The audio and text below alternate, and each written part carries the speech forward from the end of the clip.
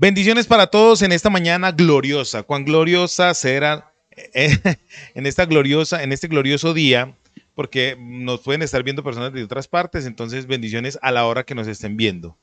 Bienvenidos a la Comunidad Cristiana de Transformación, una iglesia con propósito para la gente de hoy. Ojalá ese propósito Dios nos ayude a ejecutarlo rápido. Hoy vamos a continuar con una serie que vamos a tener que se llama Una herencia viva. ¿Qué tenemos nosotros con Cristo? Una herencia viva.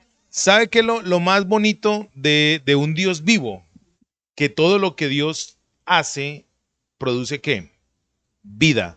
Todo lo que Dios hace es vida. Todo lo que Dios genera es vida. Entonces, nosotros como creyentes estamos rodeados ¿de qué? De vida. Por eso el Señor dijo que Él era el camino, que Él era la verdad y que Él era la vida. Cuando habla de vida en ese pasaje de San Juan capítulo 10, el Señor dice vida zoe. En griego es una vida que proviene de lo alto, es una vida increada. O sea, todo tiene dinamismo, todo tiene una forma de Dios manifestarlo y se manifiesta como en vida. Entonces, hoy tenemos una herencia viva. Ese es el mensaje, el nombre, el título del mensaje de hoy. Y vamos a leer la Biblia en la primera epístola del apóstol Pedro, capítulo 1, versos del 1 al 12. En pantalla, para los que nos ven afuera, en pantalla vamos a leer. Entonces yo los voy a leer en el nombre de nuestro Señor y Salvador Jesús, con la redención, la bendición gloriosa del Padre y la unción poderosa del Espíritu Santo. ¿Listo? Salutación. Hola, ¿cómo estás? Un saludo. Hola, ¿cómo estás? No, genial, genial. ¿Qué es inefable? ¿Qué es inefable? Ah, bueno, ya, perdón. Vamos a leer la palabra entonces. Dice así, es que quien la ve y genera desorden. Pedro, apóstol de Jesucristo, a los expatriados de la dispersión en el Ponto, Galacia, Capadocia, Asia y Bitinia, elegidos según la presciencia de Dios, elegidos según la presciencia de Dios Padre en santificación del Espíritu, para obedecer y ser rociados con la sangre de Jesucristo. Gracia y paz os sean multiplicadas. Verso 3. Bendito el Dios y Padre, perdón, bendito el Dios y Padre de nuestro Señor Jesucristo, que según su grande misericordia nos hizo renacer para una esperanza viva, gloria a Dios, por la resurrección de Jesucristo de los muertos. Para una herencia ¿qué? Viva, una herencia incorruptible, incontaminada e inmarcesible, reservada en los cielos para vosotros. Verso 5, que sois guardados por el poder de Dios mediante la fe para alcanzar la salvación que está preparada para ser manifestada en el tiempo postrero. ¿La fe qué produce? Salvación. La fe produce salvación. El verso 5 dice, y entonces la salvación, el resultado está en el verso 6, dice, en lo cual vosotros os alegráis, aunque ahora por un poco de tiempo, si es necesario, tengáis que ser afligidos en diversas pruebas, para que sea sometida a prueba vuestra fe, mucho más preciosa que el oro, el cual, aunque perecedero, se prueba con fuego, sea hallada en alabanza, gloria y honra, cuando sea manifestado Jesucristo, a quien amáis sin haberle visto. ¿Cuántas aman al Señor? Y eso que no lo hemos visto. A quien amáis sin... ¿Cómo será viéndolo? Ay, Dios de los cielos. A quien amáis sin haberle visto, en quien creyendo, aunque ahora no lo veáis, os alegráis con gozo inefable y glorioso, obteniendo el fin de vuestra fe, que es la salvación de vuestras almas. Los profetas que profetizaron de la gracia destinada a vosotros, inquirieron y diligentemente indagaron acerca de esta salvación, escudriñando qué persona y qué tiempo indicaba el Espíritu de Cristo que estaba en ellos, en el cual anunciaba de antemano los sufrimientos de Cristo y de las glorias que vendrían tras ellos. A estos se les reveló que no para sí mismos, sino para nosotros administraban las cosas que ahora os son anunciadas, por lo que os han predicado el Evangelio por el Espíritu Santo enviado del cielo, cosas en las cuales anhelan mirar los ángeles. Palabra de Dios. Esto es una cosa hermosa. Ojalá Dios me dé en este momento sabiduría y sabiduría de lo alto para poder explicarles a ustedes este pasaje.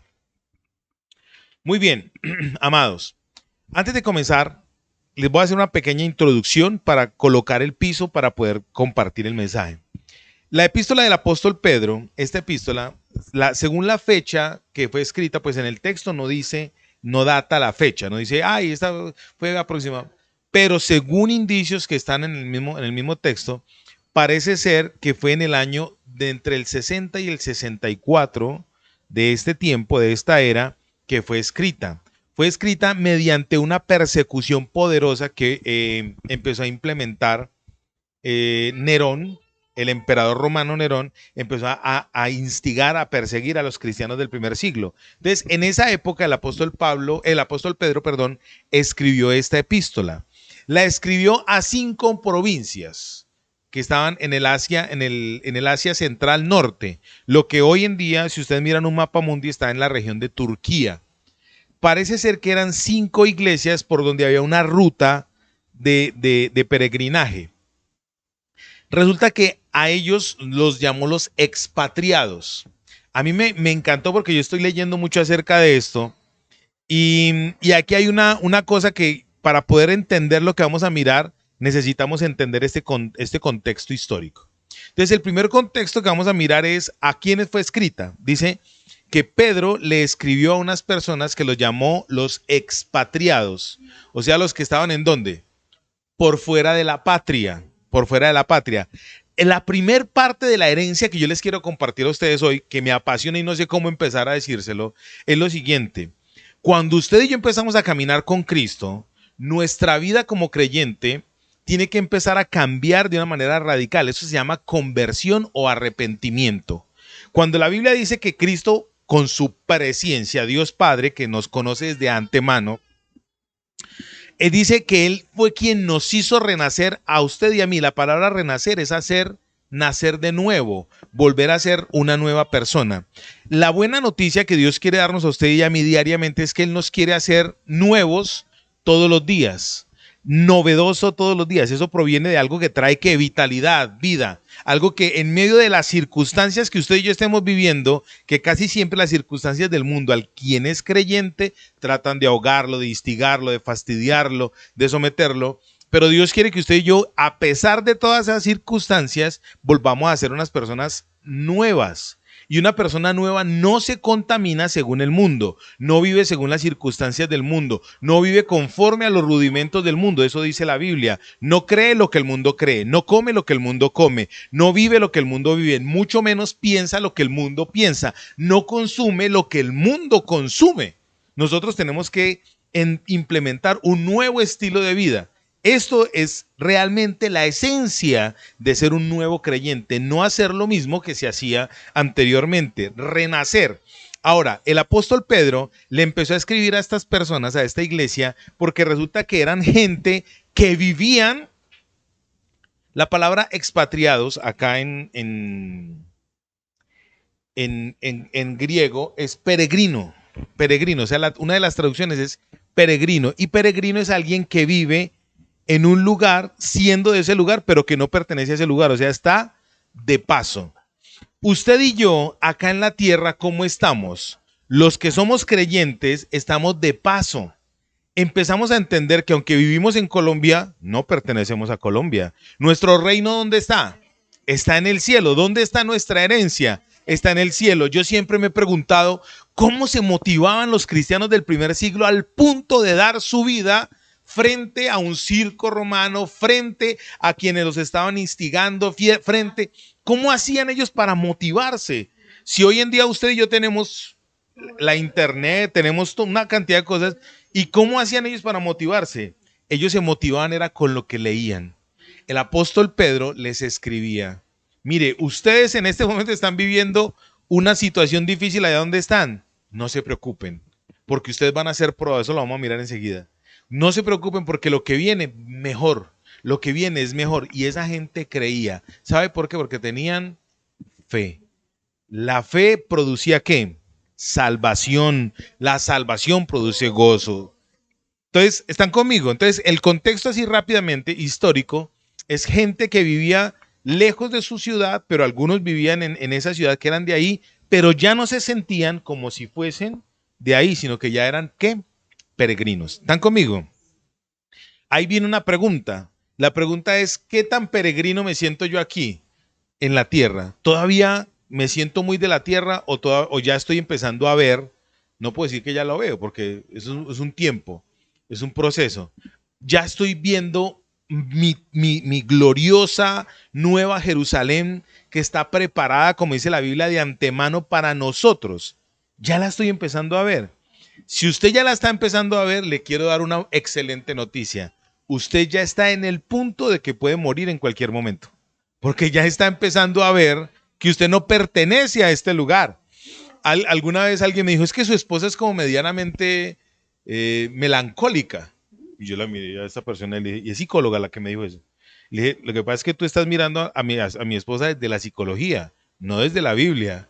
No es que mi esposa anhele morirse, lo que pasa es que ella ya sabe que lo que estamos viviendo aquí es un bochinche horrible. Yo ya me quiero morir, yo también. Ya, el morir, para mí, vivir tiene que ser en Cristo, como dijo el apóstol Pablo. O sea, yo ya vivo en Cristo. Lo que hago, lo hago para la gloria de Cristo. Por ejemplo, yo le hablo a mis hermanos del Evangelio. Ya, ¿para quién es? Para la gloria del Señor. Mira, yo les voy a confesar, les voy a abrir mi corazón a los 200,000 que me están mirando. Por estos días he vivido una crisis de fe que ustedes no se la han imaginado. Terrible, porque me he venido sintiendo, me vine sintiendo durante un tiempo que la iglesia no avanzaba, que la iglesia no crecía, que antes íbamos como para atrás, una crisis de fe tremenda. Y tratar de hablarle a la gente del poder de Dios. Entonces, alguien me dijo, pastor, pero es que ustedes están como malitos, ¿será que usted está en pecado? A mí eso me produce risa, me produce risa.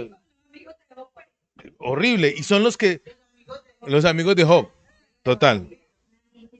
Entonces, yo miraba eso y decía, pues en pecado sí estoy porque esa es mi condición. Yo siempre voy a ser malo. Todos somos pecadores, ¿cierto? Pero entonces, cuando me dijeron eso, dije, bien, me encanta eso, porque quiere decir que no están viendo. Están viendo que algo está aconteciendo. Entonces, le estaba diciendo de la que les iba a abrir mi corazón, una crisis de fe increíble y horrible. Eso es lo peor que puede pasar. Pero algo que aprendí fue lo siguiente, en medio de esta crisis de fe, que definitivamente si yo vivo esa crisis presentándosela, ni mi esposa sabe a veces qué es lo que yo estoy viviendo, porque soy yo delante de Dios. A veces ella vive cosas que yo no las sé y ella las expresa delante de Dios. Pero algo que sí, yo a veces le digo, mi amor, yo estoy aquí, no le hable mal a Dios de mí porque yo estoy aquí. Entonces, en medio de esas crisis, cuando uno empieza a vivir para Cristo, mi percepción empieza a cambiar. ¿En qué sentido? Porque yo empiezo a decir, bueno, ya por lo menos no me ahogo en el trago, no me voy para donde las gagas, en fin, ya de las gagaundas. Entonces me voy es a refugiar en quién. Estoy viviendo para Él. Entonces eso motiva, ¿cierto que sí? Dime.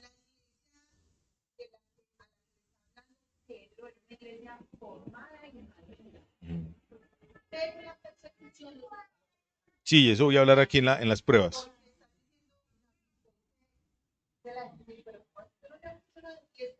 ¿Eh? Hay gente que le dice, ¿y eso qué es pastor? Claro, yo soy pastor, pero el único perfecto es el Señor, claro. Es más, yo prefiero que ustedes me conozcan a mí vulnerable. Yo conozco varios pastores, amigos. Bueno, hay uno que no es tan amigo, pero creen que ser pastor es tener una posición que la es, pero no es para vivir en una apariencia, no es una posición aparente. Uno como pastor, Dios le ha regalado a uno el privilegio de dirigir algunas ovejas, de cuidarle, más bien, no de dirigir, de cuidarle el rebaño al Señor. Pero yo soy tan vulnerable como cualquiera de ustedes. Estamos en el mismo, o sea, uno es pastor porque le ayuda a cuidar el rebaño al Señor, pero yo también soy oveja del Señor. Bueno, entonces, expatriados, entonces gente que está viendo como qué, como peregrinos. ¿Usted y yo somos qué? Peregrinos, dice la Biblia, somos peregrinos y advenedizos pasando por esta tierra. O sea, nosotros no pertenecemos a esta tierra. ¿Qué la tiene que motivar a usted ahorita? Que aunque la situación esté muy difícil, vamos a salir de esta. Vamos a salir de esta. ¿Cuál es el problema? Que nuestro carácter nos hace vivir maluco donde nosotros estemos. Pero nosotros podemos, en medio de la formación del carácter, podemos avanzar. ¿Están conmigo? Listo. Entonces, esta herencia que el Señor nos da es una herencia que se manifiesta en el verso 4, donde dice, porque el Señor Jesucristo resucitó de los muertos para que Él, en la resurrección, como dice 1 Corintios, suerva la muerte en victoria y nos dé a nosotros de lo que Él ya hizo, ya logró, ya ganó, nos lo dé a nosotros como ¿qué? Como herencia. ¿Cuántos de los que están aquí alguna vez han pensado, ay, ojalá me resulte ese tío rico por allá en 4º grado que me deje una herencia multimillonaria? Cuando se murió Ardila Lula, yo dije, ojalá yo sea familiar, así sea lejano de él, para que me toque siquiera un pedacito de postón. Todos hemos anhelado una herencia. Dice la Biblia en el Evangelio, en el libro de 1 Pedro capítulo 1, verso 4, dice, porque Cristo nos dio a nosotros una herencia que tiene algunas características. La primera es incorruptible, no se pudre, incontaminada, o sea, es totalmente pura, inmarcesible, quiere decir que no pierde su brillo, no se opaca, ¿cierto? Esas son las características de la herencia que Dios nos dio a nosotros. Esa herencia, dice la Biblia, es guardada para nosotros por el poder de Dios. En el verso 5 lo dice. Y ese poder se manifiesta a través de la fe. Y la fe es la que hace que usted y yo seamos, ¿qué? Salvos. ¿Cierto que sí? Hasta ahí estamos viendo. Entonces ahora, eso tiene unos resultados. Esa herencia que es incorruptible, que es inmarcesible, esa herencia en nosotros genera unos resultados. ¿Y cuáles son los resultados de esa herencia que es viva? Vamos a mirarlo, vamos a empezar a mirarlo en el verso 6. En el verso 6 dice que Cristo manifestó eso para quién. Esto a mí me parece genial, santos de Dios. Nosotros estamos viviendo en una época, les estaba diciendo ahorita que he venido pasando por una crisis de fe de la cual ya estoy saliendo, gracias a Dios, porque esta palabra me ha venido motivando. Resulta que usted y yo estamos viviendo en un espacio de tiempo en la historia en que nosotros vamos a ver lo que se escribió en la Biblia hasta hace 2000 años. Usted y yo lo vamos a ver. Gente que empezó a escribir la Biblia hace 3500 años, anhelaban, ellos percibían y escribían, porque dice la Biblia que los santos de Dios fueron inspirados por el Espíritu Santo y escribieron toda la escritura. Los profetas, dice aquí en este pasaje, empezaron a indagar, a buscar, y ellos se daban cuenta que no era para ellos lo que ellos estaban viviendo. Ellos anhelaban ver al Mesías, pero ellos sabían que no era para ellos. Pero usted y yo estamos viviendo en una época donde ya todo fue escrito y todo pasó para que testimonialmente usted y yo seamos los heraldos. ¿Qué es un heraldo? Un anunciante, un pregonero. Usted y yo seamos aquellos que le vamos a manifestar a la gente que lo que Cristo dijo se está cumpliendo. Aquí dicen los días postreros. Los días postreros somos nosotros. Somos nosotros. Eso se está cumpliendo porque usted y yo estamos en un periodo de tiempo en el cual usted y yo somos privilegiados porque somos los que tenemos que anunciar esto que está pasando. Yo sí me estoy dando a entender. Entonces resulta que el resultado entonces de esta herencia en el verso 6 dice así: en lo cual vosotros os alegráis. Lo primero que trae como resultado que yo viva la herencia de Dios, me trae a mí ¿qué? Alegría. Pero resulta que esta alegría tiene una particularidad. Esta alegría dice que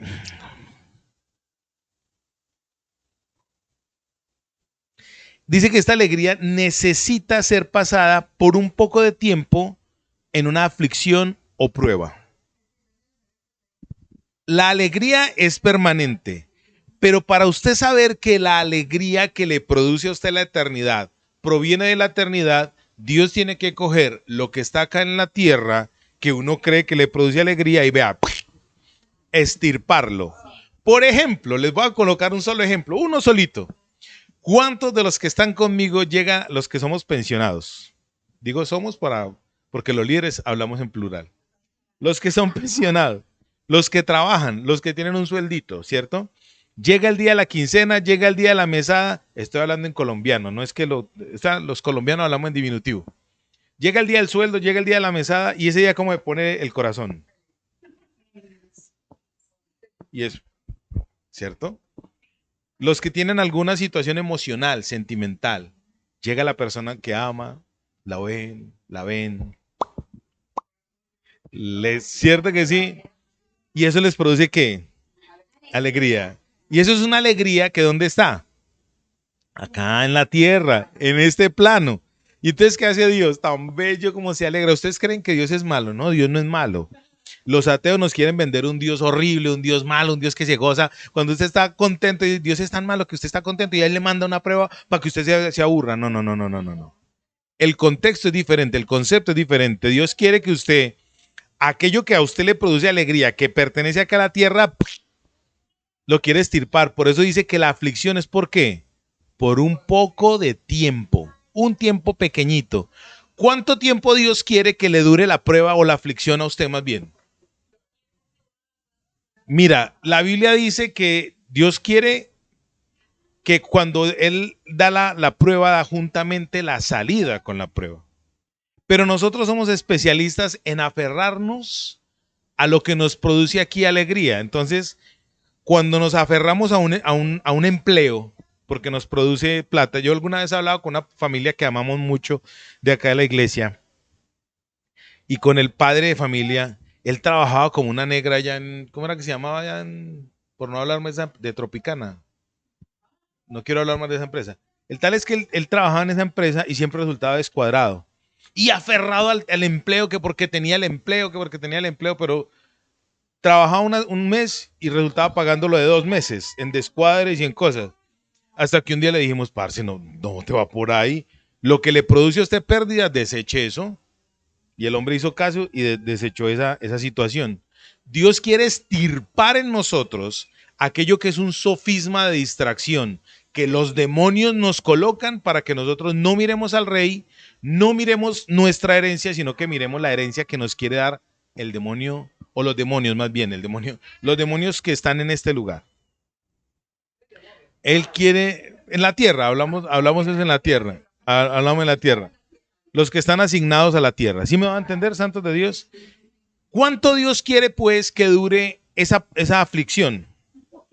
Un poquito de tiempo. Yo les voy a hacer otra pregunta. ¿La eternidad tiene imaginación? O sea, en nuestra mente humana nosotros hablamos de eternidad, pero nuestra mente humana no logra percibir la eternidad. Uy, es que esa persona, yo he aprendido con el tiempo que 80 años acá en la tierra no es nada. Me dicen, ay, es que ese viejito se murió de 80 años, estaba joven, joven. Y más ya que estoy entrando a los 50, más digo, no, es tan joven. Porque... Ponle pues cuidado. Según Dios, el concepto cronológico, o sea, el concepto de tiempo, no existe. Lo que Dios nos da a usted y a mí acá en la tierra es la oportunidad de limpiar nuestra vida acá en la tierra a través del arrepentimiento para que haya una regeneración para poder entrar derechito al cielo. Y ustedes saben, ¿quién anhela vivir lo que usted y yo vivimos? Según este pasaje, los ángeles. Los ángeles quisieran venir acá y mirar el concepto de regeneración para poder expresarnos a nosotros a dónde vamos a ir. El apóstol Pablo también escribió, y escribiéndole a Timoteo, escribiéndole a Tito, que los ángeles anhelan poder predicar el evangelio. No solamente anhelan poder predicar el evangelio, sino decirle a la gente, es verdad, es verdad. Este tiempo acá en la tierra es tan cortico que Dios nos está dando a usted y a mí la oportunidad de vivir acá en la tierra como si fuéramos, ¿qué? Peregrinos. O sea, nosotros tenemos que estar ya pensando allá para poder vivir bien acá, dime.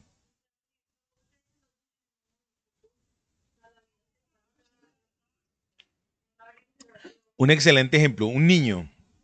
Cuando uno es padre, sabe, ay, me salió un gallo. Cuando uno es padre, sabe experimentar eso. Las noches son eternas, porque son eternas las noches. Hay niños que a las 6 de la mañana, cuando tienen 12, 13 meses, le empiezan a abrir los ojos al papá y decirle, papi, despiértete. Mi hijo cuando tenía 12 meses era una cosita hermosa, gordito, con carita así de chinito y tal.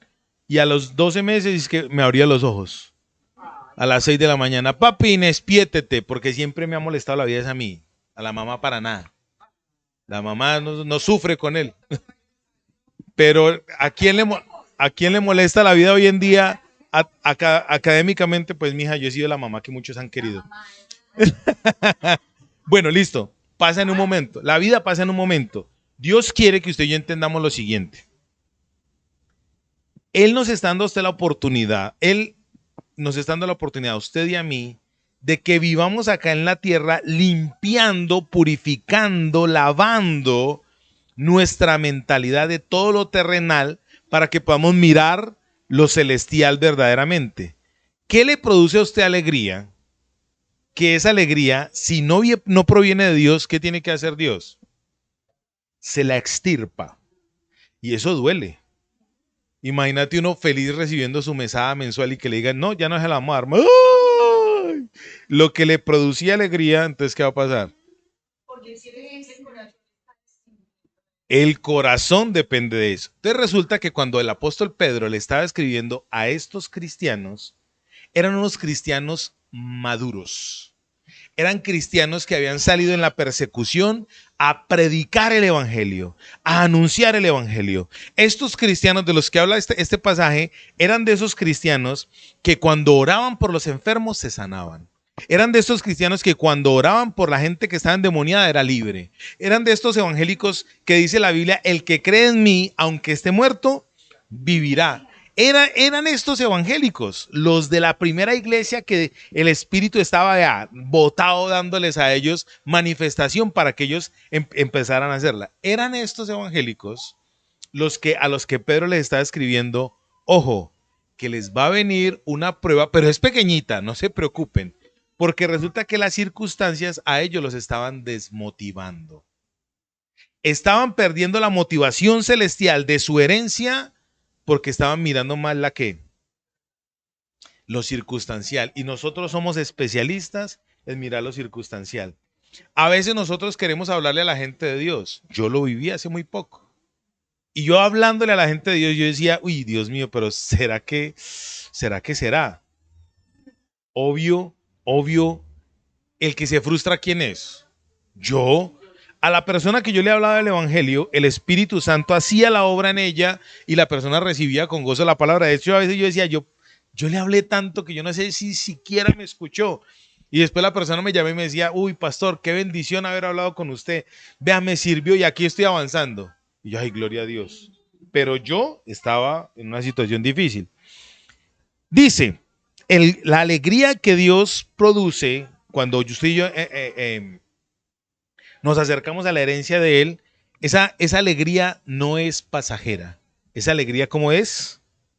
Eterna, es prolongada. Verso 7.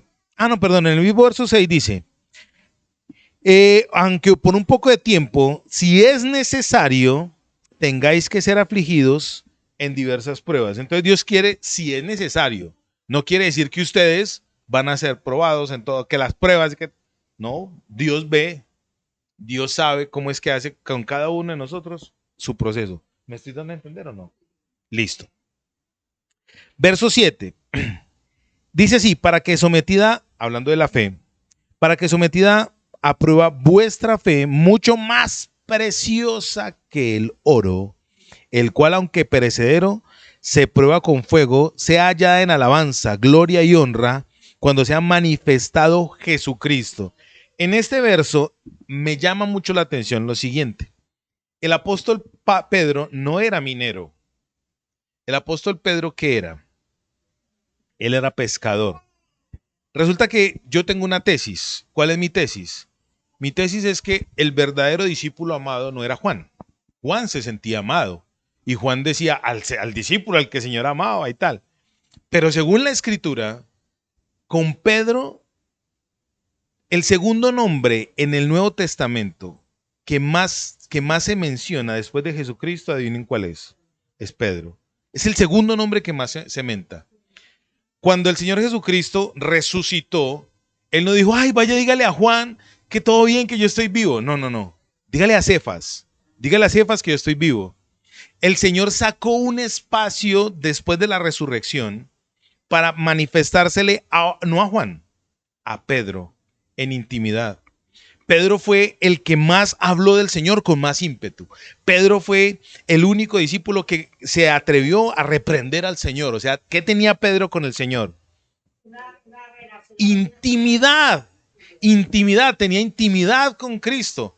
Pedro fue el único que caminó en una tormenta sobre el mar mirando a Jesucristo.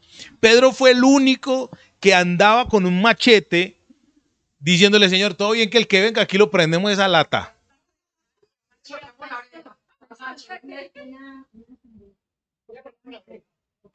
Para allá voy. Pedro fue el único que negó al Señor. Y le voy a, no, no, no, no, no. Ponle pues cuidado. Te lo voy a decir de esta manera. Bueno, está bien, era un hipócrita. Vale. No, pero espere. Espere. Déjeme terminar de hablar. Él era un hipócrita, como lo somos usted y yo. La manifestación de Pedro es la manifestación de todos los estados anímicos de la raza humana. Todos los estados anímicos de la raza humana, sobre todo de la iglesia, se manifestaron en Pedro. Pedro era el impetuoso. En la iglesia hay gente impetuosa. Pedro era el predicador. En la iglesia hay predicadores. Pedro era el que negaba al Señor. En la iglesia hay gente que niega al Señor con su comportamiento. ¿Cierto que sí? Entonces, claro, él era un hipócrita. Sí, él estaba actuando. Pero resulta que en el verso 7, él está diciendo, él no habló como pescador. Ahí en ese momento Pedro no habló como pescador. En el verso 7 está diciendo, aunque yo negué al Señor, aunque yo estuve con el Señor, aunque está empezando a decir eso, nunca dejé de ser creyente.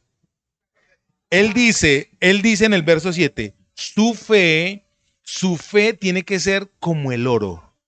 Y entonces resulta que el apóstol Pedro tenía en mente una cosa que era de solamente dedicada a los dioses en esa época. El oro en esa época era una manifestación de divinidad. Se extrae el oro y el oro pasándose por para purificarlo, o sea, para quitarle lo malo, ¿qué hay que hacer con él? Hay que quemarlo, hay que llevarlo a unas temperaturas muy altas. Cuando el oro está en temperaturas muy altas, deja de ser oro. No. Resulta que cuando al oro lo empiezan a quemar, la basura del oro empieza a salir. Se llama escoria. La basura empieza a salir.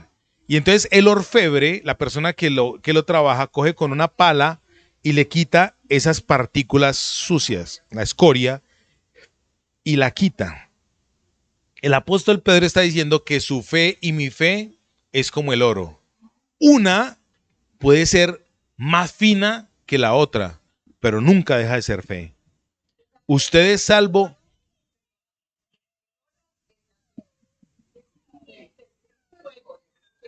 El oro, por eso aquí está diciendo en el verso 7 que esto es glorioso.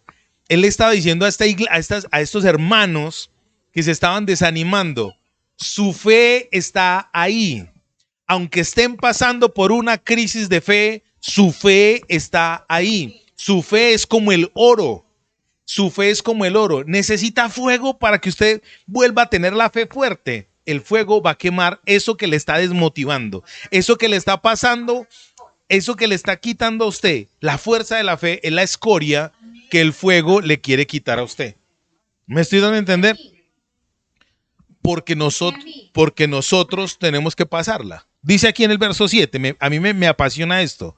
Dice, para que sometida a prueba vuestra fe, mucho más preciosa que el oro. Les estaba diciendo, el oro en ese tiempo era un metal que era relacionado solamente con ¿quién? Con reyes, con deidades, una cosa. Y aquí él está diciendo, su fe, que es una herencia viva de parte de Dios, es mucho más grande que el oro.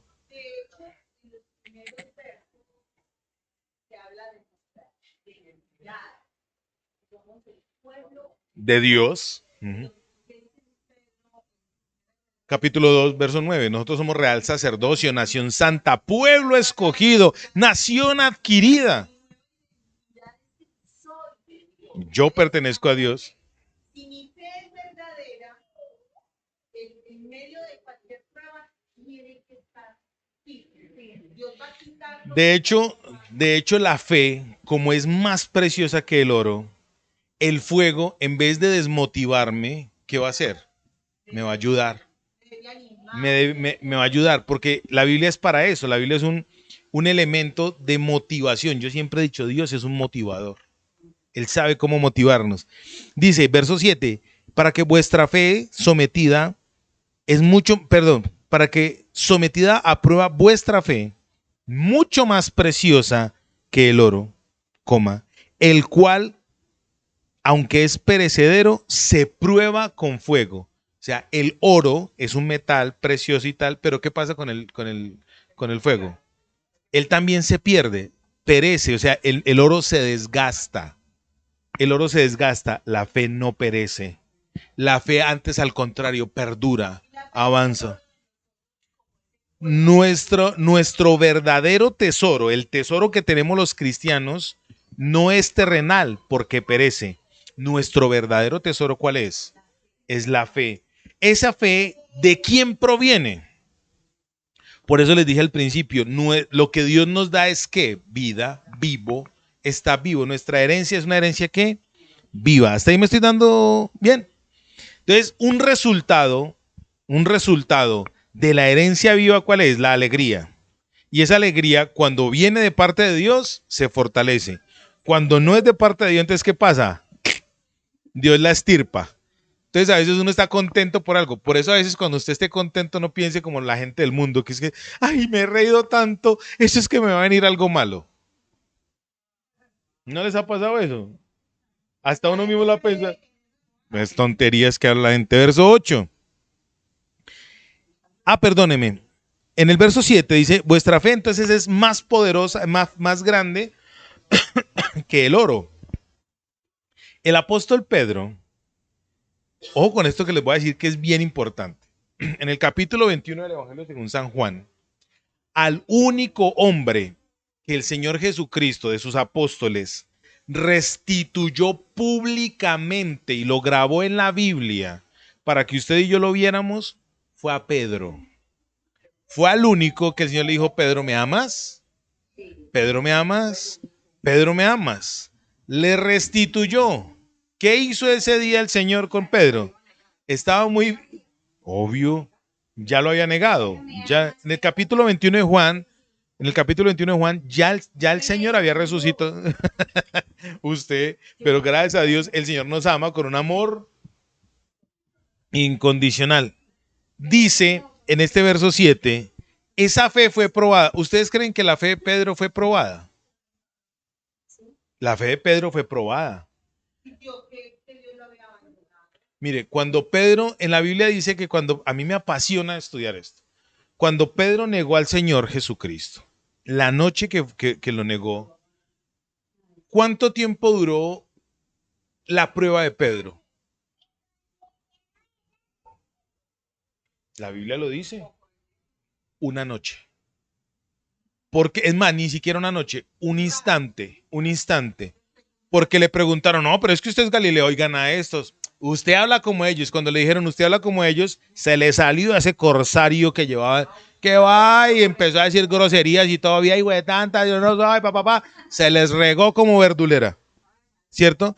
Pero cuando vio al Señor, que el Señor lo miró con misericordia, dice que corrió y lloró amargamente. O sea, ¿qué pasó ahí en ese momento? Su fe, ¿qué pasó con su fe? Su fe pasó por fuego, porque entendió que negar al Señor le había costado a él perder la alegría.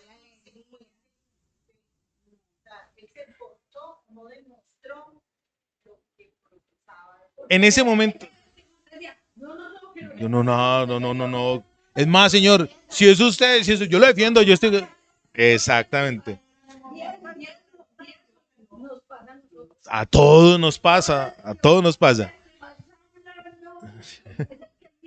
Y entonces, ojo con esto, ¿cuánto le duró a él esa prueba?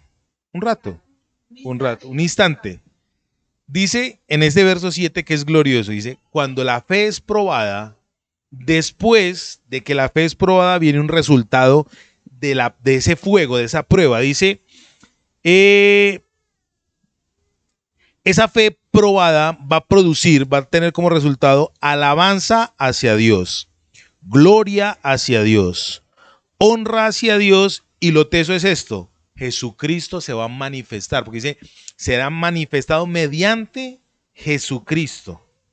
La fe probada en usted y en mí, ya, la fe probada en usted y en mí, ¿qué va a desatar en usted y en mí?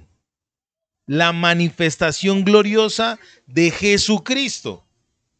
No es la manifestación de la plata, no es la manifestación circunstancial de cualquier conocimiento, es la manifestación de los atributos que vienen de Dios, los cuales yo tengo que alabar, los cuales yo tengo que honrar, los cuales yo tengo, ¿sí me va a entender? Eso produce la prueba de la fe en usted y en mí.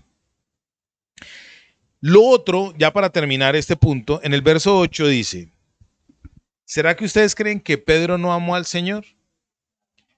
Lo amó a tal punto que cuando el apóstol Pedro fue crucificado, porque él fue crucificado, el apóstol Pedro dijo, no, ni riesgos.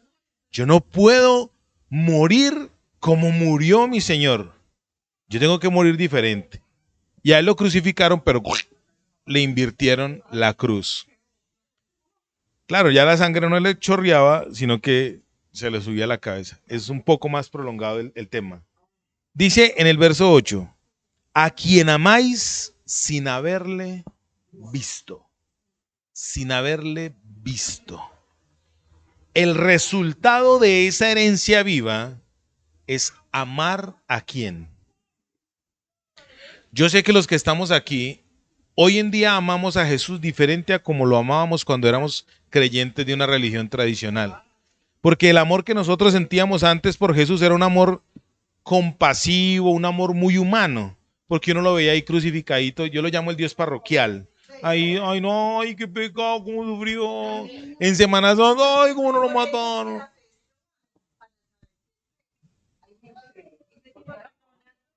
Entonces, para allá iba.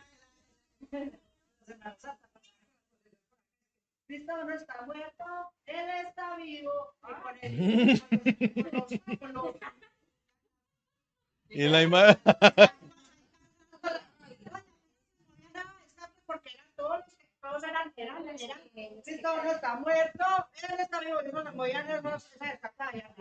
Muy bien, entonces póngale pues cuidado. Terminamos esta parte. Nosotros ya amamos a Cristo diferente a como lo amábamos en otra época. Porque en este momento ya el amor que tenemos hacia Él no es un amor netamente filial, fileos, de amistad, sino ya es un agapao. Cuando el Señor le dijo a Pedro, Pedro, ¿me amas? El Señor le dijo, Señor, yo te fileos. Segunda vez, Pedro, ¿me agapao? Y el Pedro le dijo, Señor, yo te fileos. La tercera vez, Pedro, ¿me agapao? Y el Pedro le dijo, Señor, tú lo sabes todo. Tú sabes cómo te amo yo. O sea, el proceso es diferente. Yo ya hoy puedo decir, yo amo a mi Cristo, por eso no le quiero fallar. Yo amo a mi Cristo, por eso quiero estar con Él. Yo amo a mi Cristo, por eso lo quiero honrar. Y entonces mi vida trata de estar ¿en qué? En una renovación permanente, creerle a Él, creer en Él, estar con Él, honrarlo a Él. ¿Me estoy dando a entender? Eso proviene ¿de quién? De parte de Dios. Entonces ahora la buena noticia es la siguiente. La buena noticia es, Dios quiere darte a ti una herencia que es inmarcesible, que es inmácula, que no se daña, o sea, es incontaminable, es inmarcesible y es incorruptible. Esa herencia que Dios nos quiere dar tiene resultados. Dios quiere darnos esos resultados. La buena noticia es, está para nosotros. La buena noticia es, todas aquellas cosas, dice el Señor, si fuere necesario, O sea que una prueba, cuando viene de parte de Dios, quiere decir que es ¿qué? Necesaria. Cuando usted esté pasando por una situación difícil, quiere decir que era necesario que usted y yo pasáramos por ahí, porque eso nos estaba quitando o nos está quitando de vista al Señor. ¿Están conmigo? La buena noticia, ¿cuál es? Eso está para nosotros. Está reservado para nosotros desde antes de la fundación del mundo. Padre, gracias. Señor, ayúdanos, por favor, Dios mío, a que nuestra mente y nuestra visión esté puesta en el cielo, esté puesta allá arriba, Dios mío, en el nombre de Jesús. Que nosotros podamos decir, yo soy heredero de Dios en Cristo. Que nosotros podamos decir, yo pertenezco al Dios Todopoderoso para que Él sea manifestado para yo darle honra, gloria y alabanza a su nombre. Que no sea una religión, Señor, sino que sea una relación contigo. Mata todo aquello que está en nosotros.